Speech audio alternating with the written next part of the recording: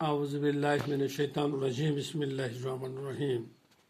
मेरी छठी जमात के तमाम तलबा व तालिबात अस्सलाम वालेकुम रहमतुल्लाहि व बरकातुहू।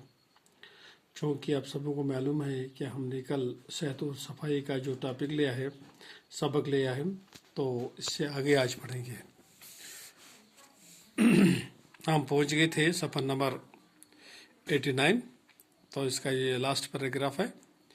तंदुरुस्ती और बीमारी दोनों हालतों में ताज़ा हवा और साफ हवा इंसानी ज़िंदगी के लिए लाजमी है।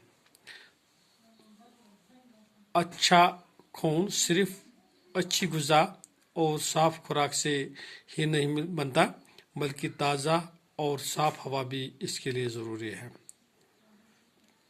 तो जाना बेटो कि इंसान अगर तंदुरुस्त आसि या बीमार आसि, दोनों हालतन मज ताज़ तो साफ हवा इंसानी जिंदगी खतर जरूरी। सोन खून साफ थावन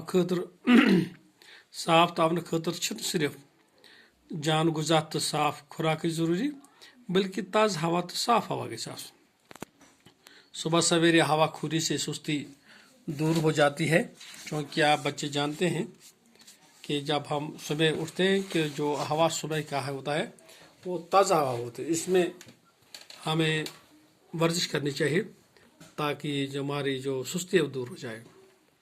ताज़ा हवा में थोड़ी बहुत वर्जिश भी करनी चाहिए, इससे जिस्म के तमाम अज़ा तंदुरुस्त और तवाना रहते हैं।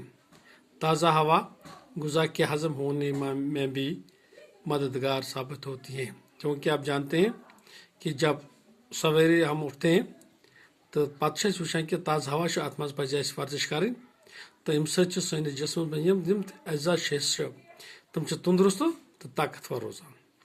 ताज़ हवा तम सैनिस खेवान चवान ग़िज़ा खेवान तथ हज़म गसनस मज मददगार साबित सपदान।